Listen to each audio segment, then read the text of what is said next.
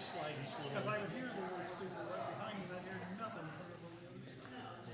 That's something I could And the center channel was way too low. I had to manually, there's another way to go in there, trying to turn it off. It wipes out. There's all the difference in the world.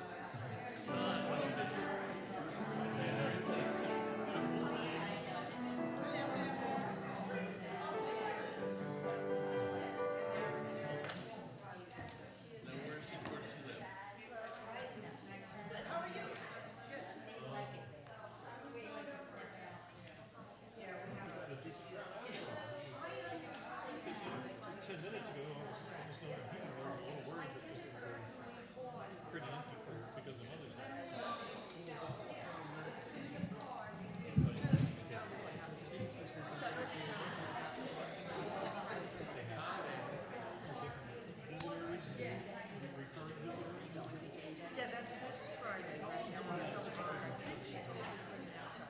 Are you So many things you just go to and bring to. we don't What about bringing we this? like it join, but You signed up on the alternate list. Did you Oh. pay on the regular? I have to check. I don't think one was second. Henderson, I don't have any of these. I gotta go check. I think the other sheet is full. So if I forget, you're nice and tall.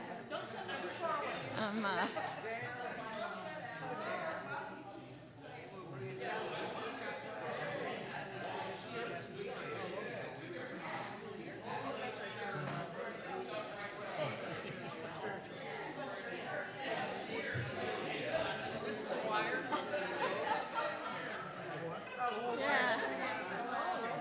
Okay, David. Are we doing a mic check?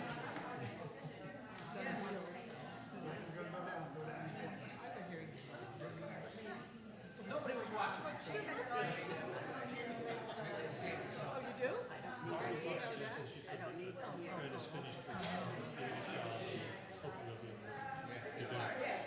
at least advise. Just gets worse.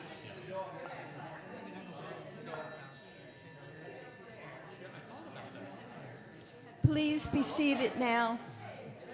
Our service is about to begin. Rowdy crowd today. Do it again.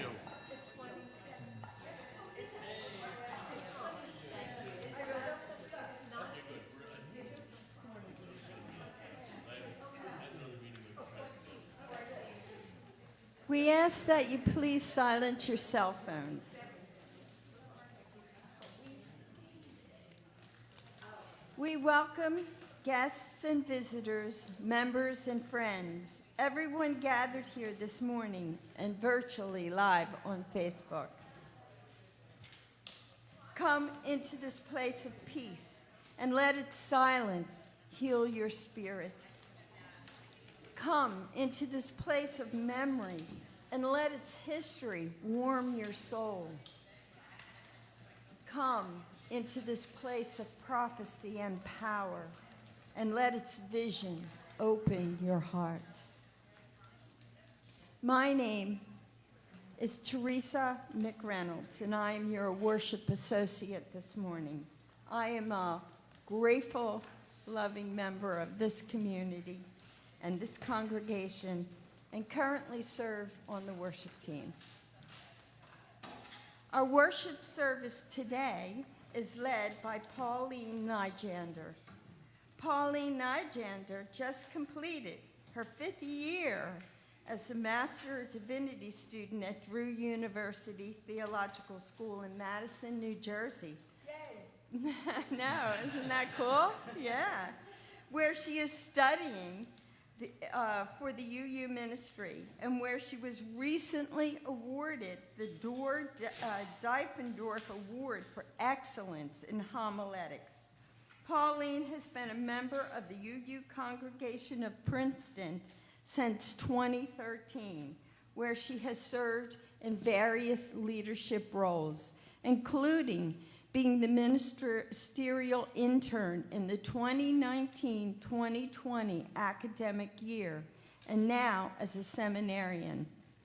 As a proud trans woman and lesbian, Pauline has spoken often to different community and student groups about her perspective and life in hopes of educating people through honest, engaging conversation about trans life and issues.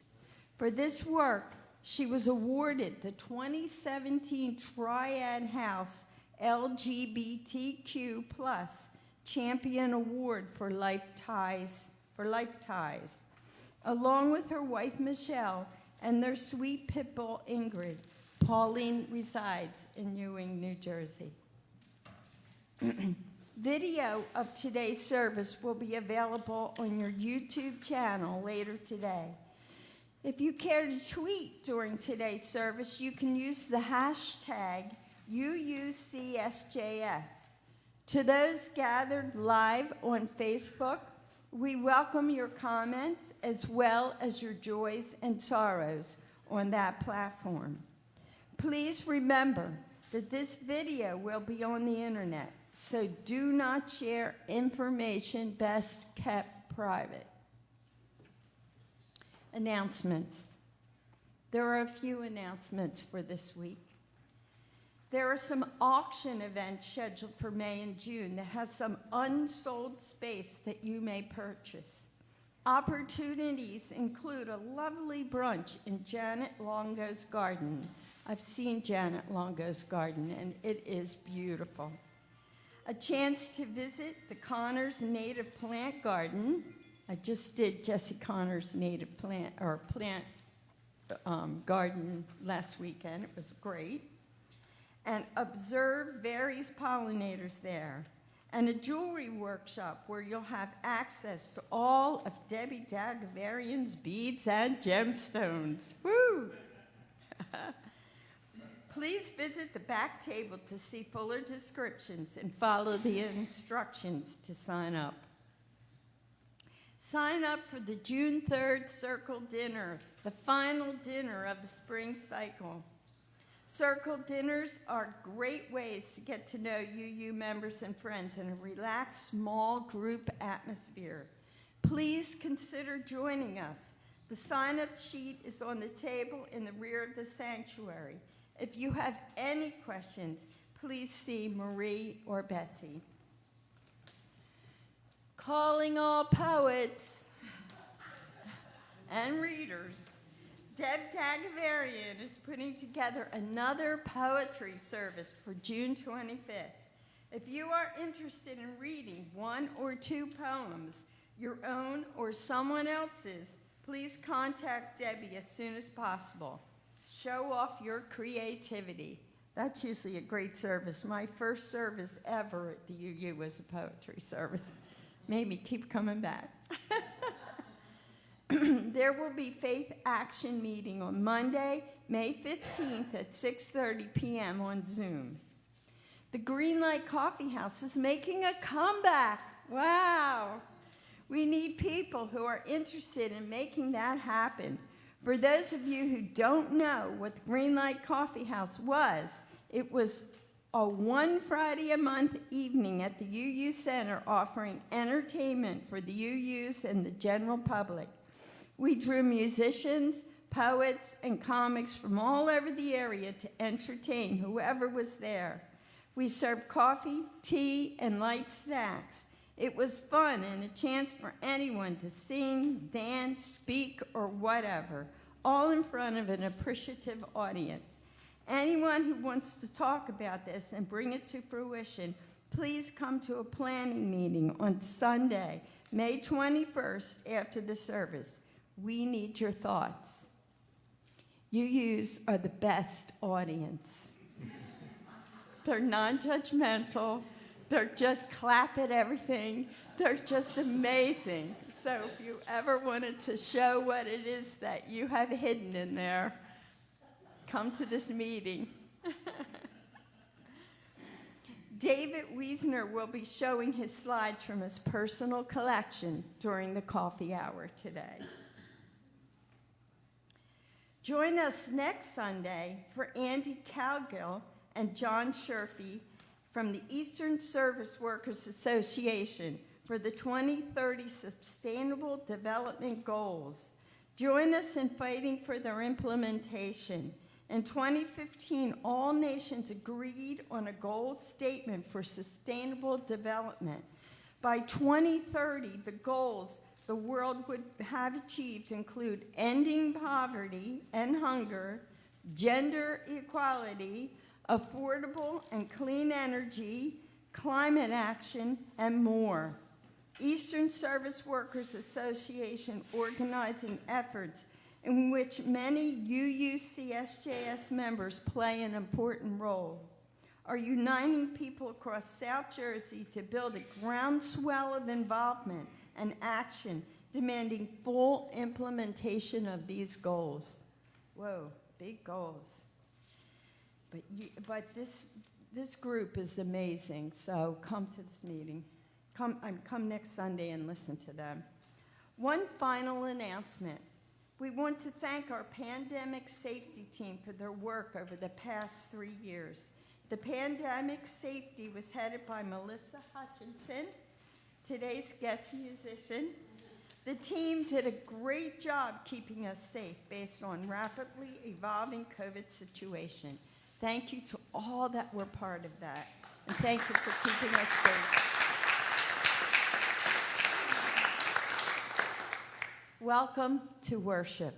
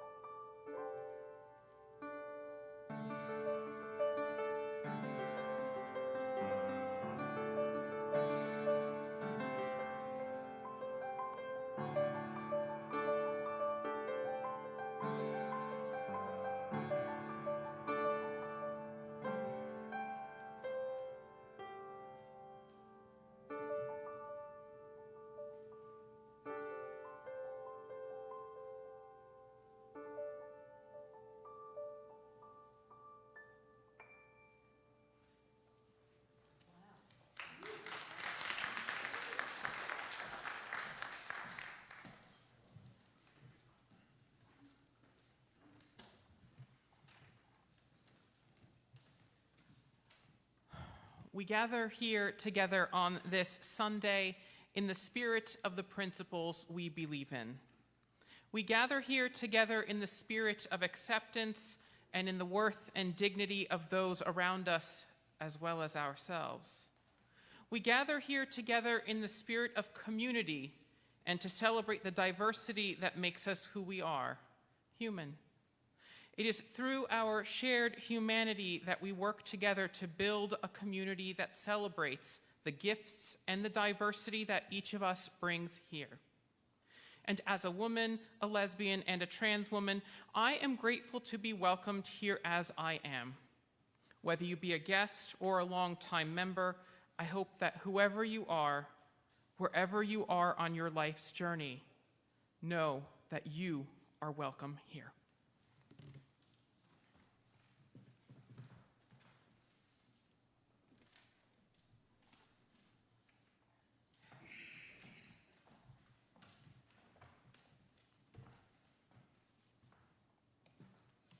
Our chalice lighter today is Karen Amaranto.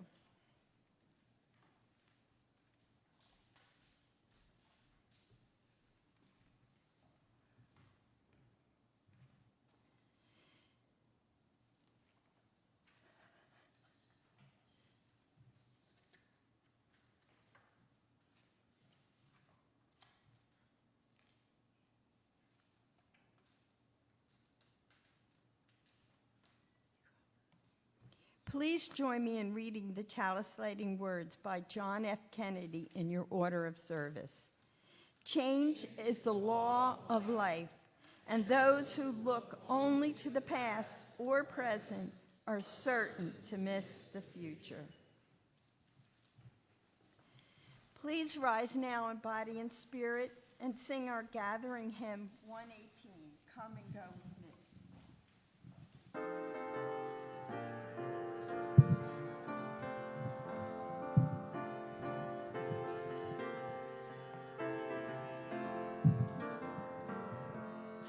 Come and go with me to that land.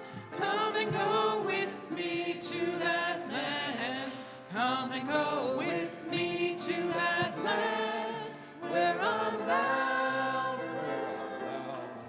Come and go with me to that land. Come and go with me to that land. Come and go with me to that land where I'm bound. There'll be freedom in that land. There'll be freedom in that land. There'll be freedom in that land where I'm bound. There'll be freedom in that land. There'll be freedom in that land. There'll be freedom in that land where I'm bound. There'll be justice in that land. There'll be justice in that land. There'll be justice in that land where I'm bound. There'll be justice in that land. There'll be justice in that land. There'll be justice in that land where I'm bound. Singing. There'll be singing in that land. There'll be singing in that land. There'll be singing in that land where I'm bound. There'll be singing in that land. There'll be singing in that land. There'll be singing in that land where I'm bound.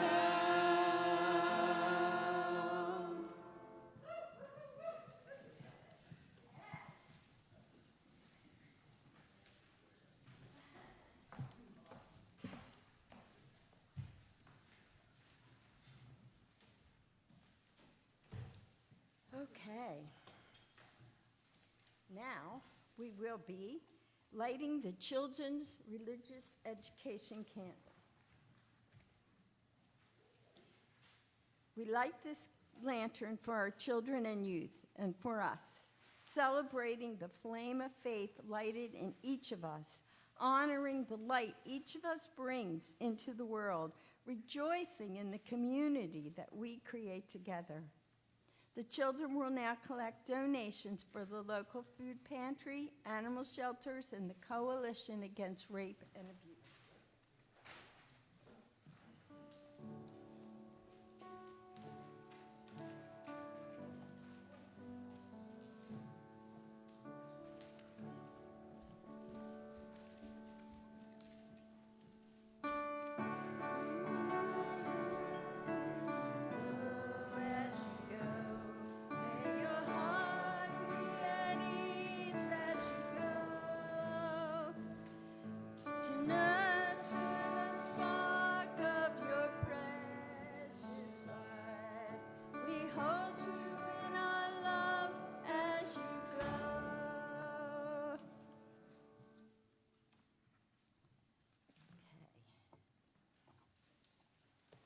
A book is provided in the foyer in which you are invited to write whatever joys and sorrows you have as you enter. I will now read what you have shared. It is with much sadness on Wednesday night, my life partner Raymond and brother Michael passed away after a 32-year never give up, don't lose hope battle with HIV. I'm sorry, my life partner Raymond's brother, not him brother. For my brother and also Michael, who has just been diagnosed with prostate cancer. I don't know who wrote that, but we hold you in our hearts. I said, I don't know who wrote that, but we hold you in our hearts.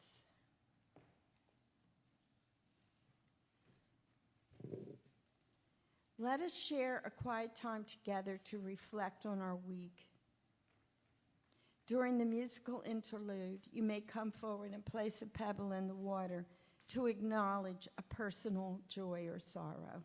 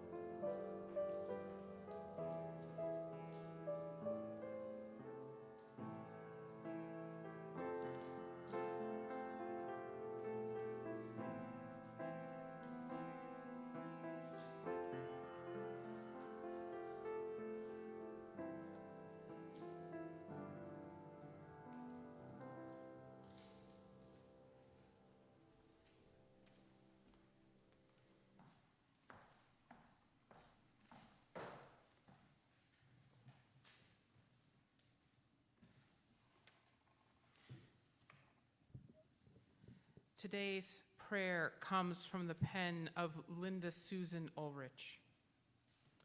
For all the mothers and mother figures, the grandmothers, aunts, and extended family members who mother, the soon-to-be mothers, the wish they were mothers, the never wanted to be mothers, the it's complicated mothers, the birth mothers, foster mothers, adoptive mothers, stepmothers, the used-to-be dad mothers, and more than one mom mothers, the single mothers, separated mothers, stay-at-home mothers, unhoused mothers, the grieving mothers, those who grieve their mothers, and those whose grief is complex.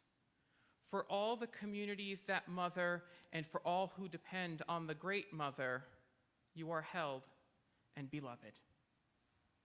Blessed be, and amen.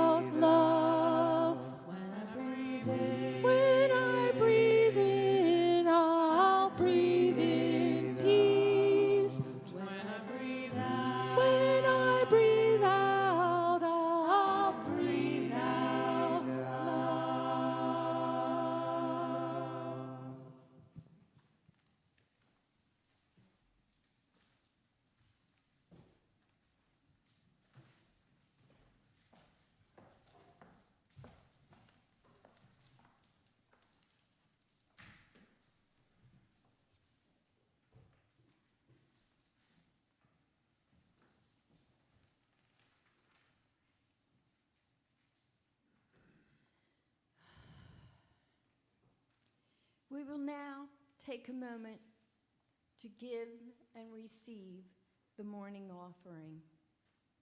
In a moment, the ushers will come forward to pass the offertory basket among those who are in attendance. If this is your first time visiting us today, you may let the basket pass, as your presence is gift enough. You can also text a donation to 609-293-4495. Or for those who are participating online, please visit uucsjs.org and click on the yellow donate button for ways to donate.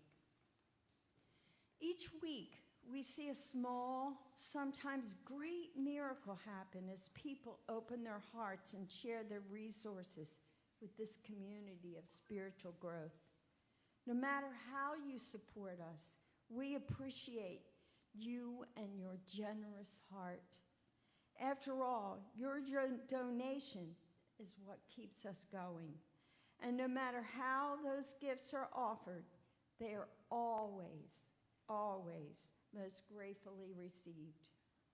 The ushers will now accept this morning's offering.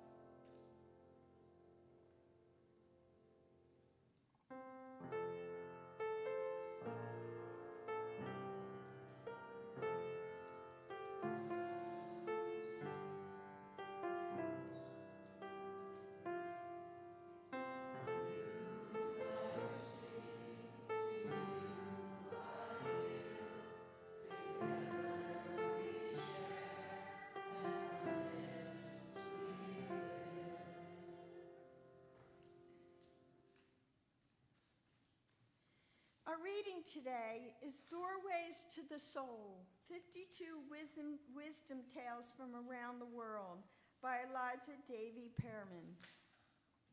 At the end of the reading, we will enter into a time of silent contemplation concluded by the ringing of the bell. Once, two Buddhist monks were on a journey to a distant monastery when they came to a river. There on the bank sat a young woman. "I beg you," she asked, "could you carry me across? The current is strong today, and I'm afraid I might be swept away." The first monk remembered his vow never to look at or touch a woman, and so without so much as a nod, he crossed the heavily flowing currents and soon reached the other side. The other monk showed compassion and bent down so that the woman could climb upon his back to cross the river. Although she was slight, the current was strong, and the rocky bottom made it a difficult crossing. Reaching the other side, he let the woman down and went on his way.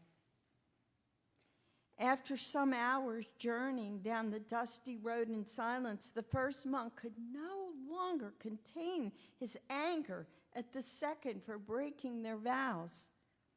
How could you look at that woman?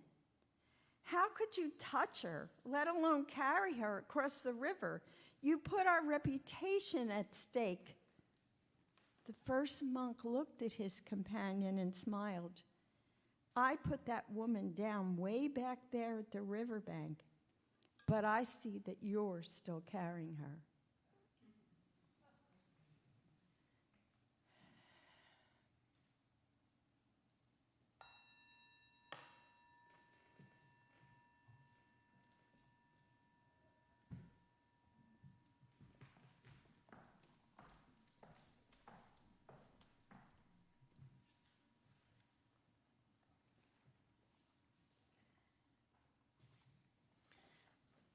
Before I begin, thank you for having me come here again. Thank you for the beautiful music, and thank you for being the worship associate today.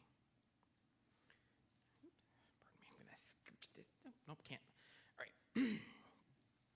There is a recent show that started out a few years ago on the streaming service of Disney Plus that was and still is all of the rage.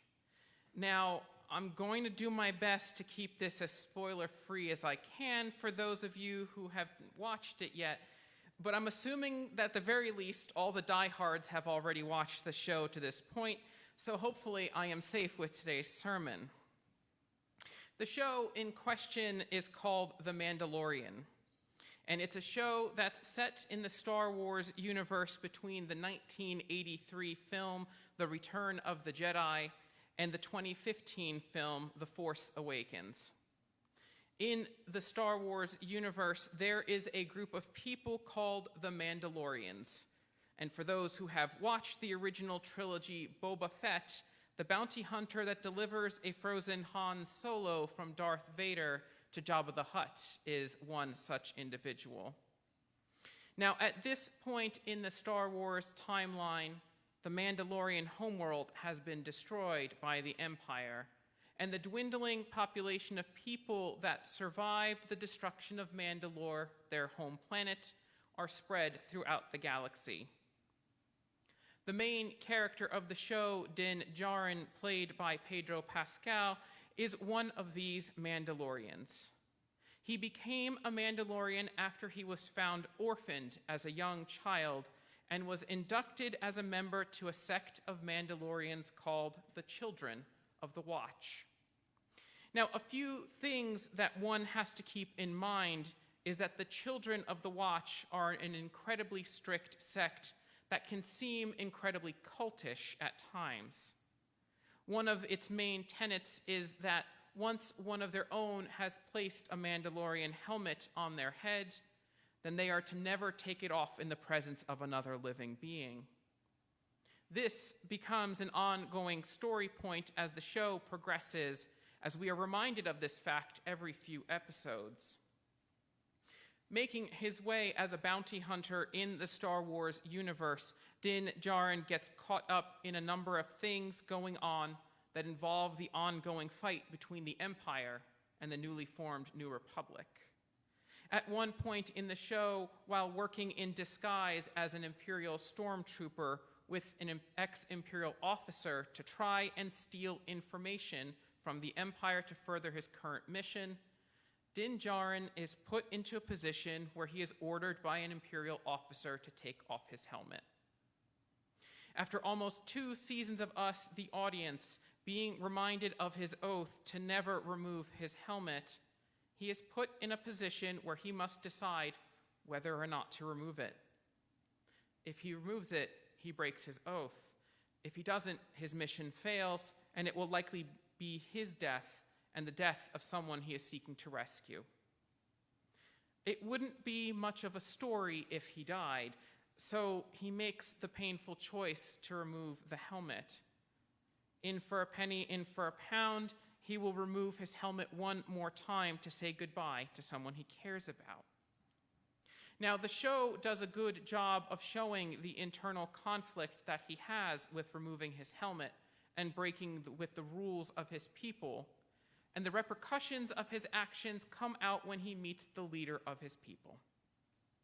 He is asked by his leader if he removed his helmet in the presence of others. And after he hesitates, he is asked a second time, and he finally confesses that yes, he had. At that moment, a pronouncement is made that Din Djarin is all but excommunicated from his people, and his only chance for atonement is an all but impossible task given what we know of the Mandalorian homeworld status at this point in the series.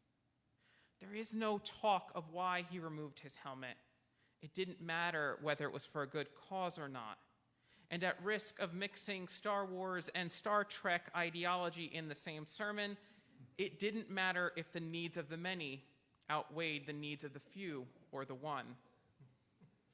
In a lot of ways, our society, its religious faith traditions, its politics, our friends, our families, and even ourselves, we can all have our moments where we are just like the children of the Watch. We have a set of rules and boundaries that we have put up around ourselves and our institutions that are meant to protect us and define who we are as a people. On the surface, that's actually not necessarily a bad thing. The rules and principles we hold dear keep us safe from someone that may cause us harm. These same rules and principles may be what helps to guide us to grow religiously or spiritually. Like the monks from this morning's reading, their specific tradition had decreed that they must not touch or look at women, most likely so that they could focus on their journey on the Eightfold Path. But a problem may occur where broad brushstroke rules that are meant to protect or guide or grow come in conflict with the reality of a nuanced situation and are then used to enforce a blanket ruling. In this case, it's the monk that chose to pick up the woman and carry her across the river. It's Din Djarin choosing to remove his helmet in order to complete his mission, a mission that we, the audience, know is of paramount importance that he completes. In our everyday lives, we see these types of broad brushstroke rules being implemented nationwide, steeped in the unbending, unyielding rules and boundaries grounded in what many purport to be their faith traditions. They're being applied to our everyday lives without a second thought as to the nuance of a situation or the growth that has occurred in our knowledge of the world around us, as well as the people and society at large since the creation of those rules and boundaries, or even the justifications behind those rules and boundaries.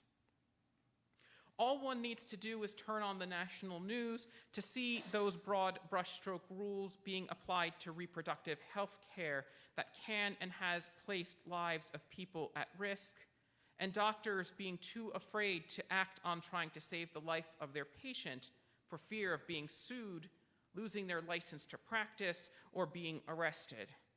It is health care that our UU principles and our UU values say should be between a doctor and their patient to decide on what is the optimal course. Broad brushstroke rules being applied when it comes to the treatment of transgender and gender nonconforming youth, steeped in the monikers of protecting children, without taking the time to realize that in an effort to try to protect them, we are causing them and those that love and protect them more harm than good. Even closer to home, some of us may be unwilling to bend in our own thoughts about voting for a particular politician in general elections because they don't meet or exceed a specific purity test that we have set out. Absolutely, we should vote for the things that are most important to us, but what if a politician only meets 90% of what we want? 85%? 80%? Do we then choose not to vote? We don't completely know what repercussions happened to the monk that picked up the woman and carried her across the river. However, from the story, we do know that at the very least, he was yelled at by his traveling companion of the same faith for his actions. But if we rewind in the story a bit to when the monks first encounter the woman, we find out that the second monk showed compassion and bent down so that the woman could climb upon his back to cross the river. One could almost imagine themselves in that particular position, a person asking us for aid. We may stop for a moment and our minds begin to think about what's going on. And in the span of a second or two, we may weigh out the options of what helping might entail, and we decide whether or not to act. This second monk took the moment to discern what he needed to, weighed the nuance of the situation against what morals and principles he upheld against the rules of his faith tradition, and decided that this immediate call for help superseded the rules and regulations of the tradition that he belonged to.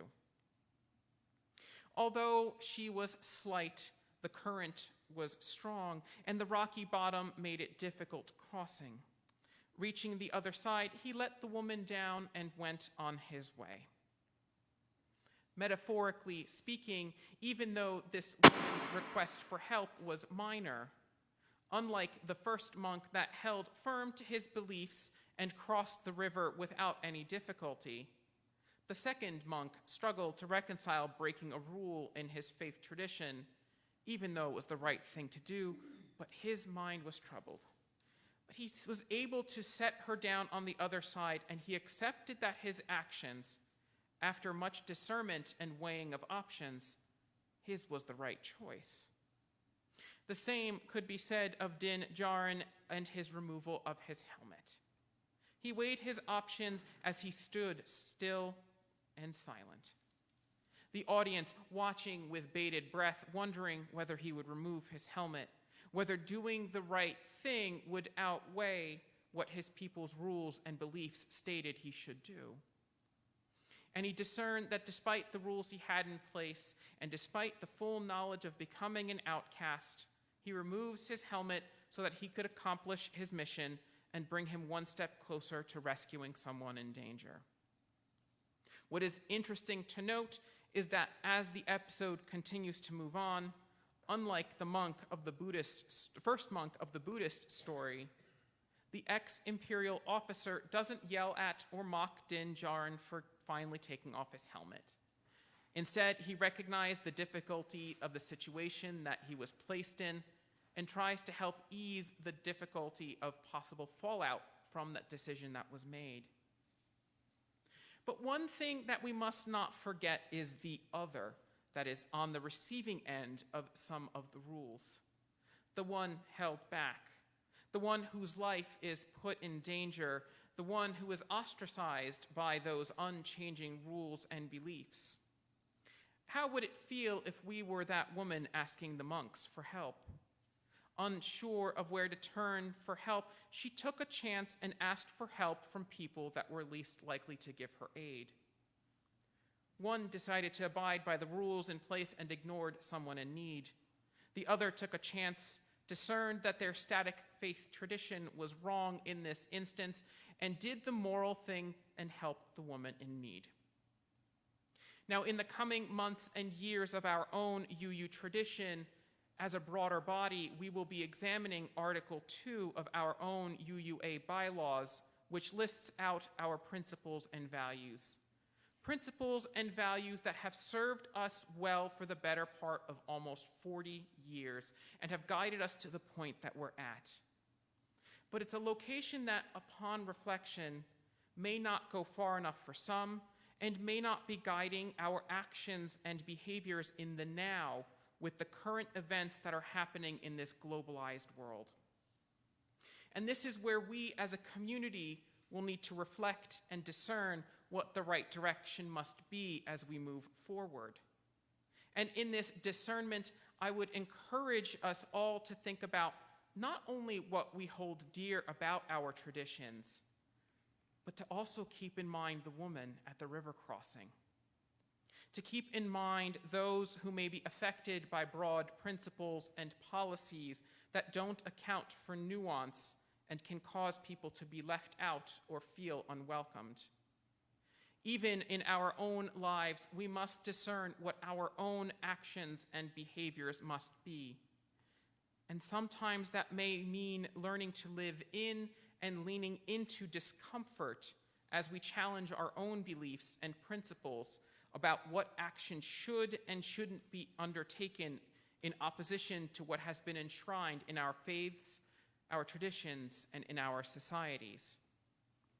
If we fail to do so, we could be more like the first monk, leaving people behind and possibly harming them. Or we could be like the second monk, or Din Djarin, and do the right thing, and that hopefully, in the process, we can work toward changing our communities, our country, and our world for the better. Blessed be, and amen. I believe we have our closing hymn coming up. It is 10:08. When Our Heart is in a Holy Place, number 1008.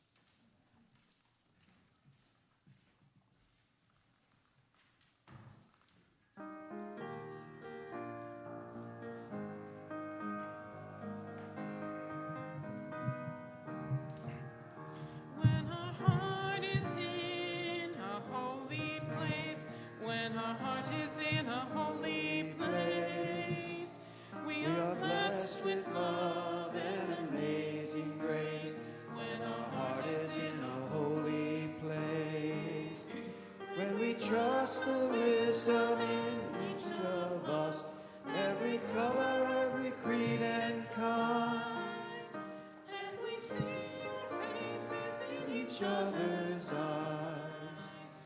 Then our heart is in a holy place. When our heart is in a holy place. When our heart is in a holy place.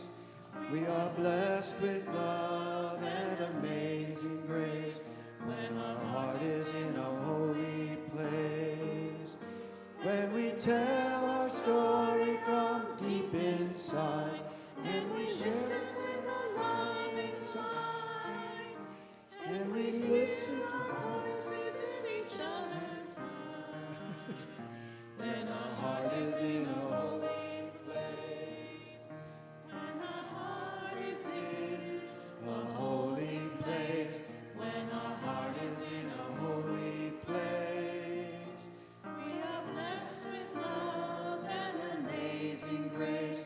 When our heart is in a holy place. And we share the silence of a sacred space. And the God of our heart stirs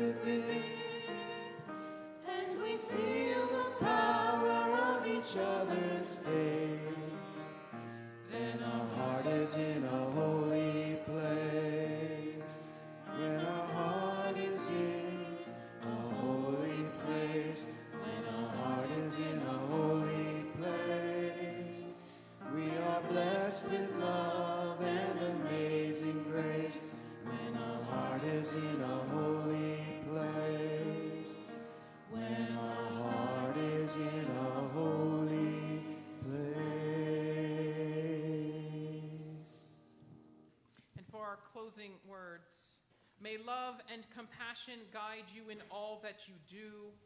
May wisdom help you to seek responsible truths and meanings. May inspiration lead you to new places, and may the hope you bring be a beacon for others. May you share your beautiful gifts with the world. Amen.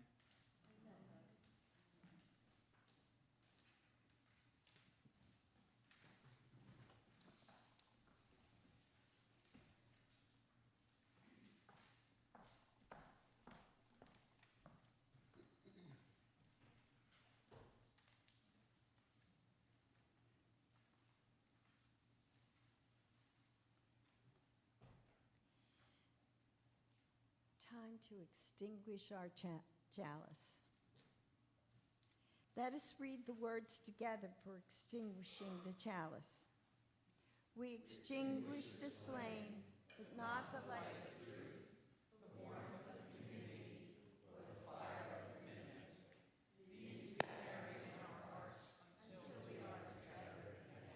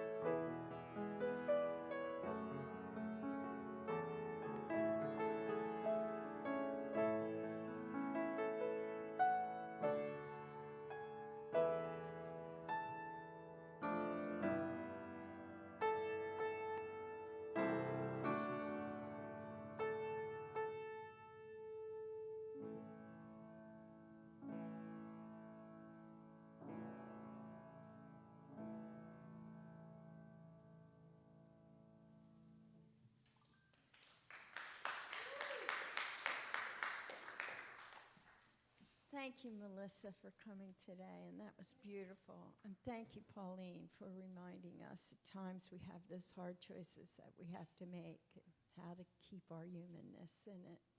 Thank you. And now, we warmly welcome all of you who are visiting us today. Now let us share in a moment of silent reflection to consider today's message and the meaning that it has in our lives.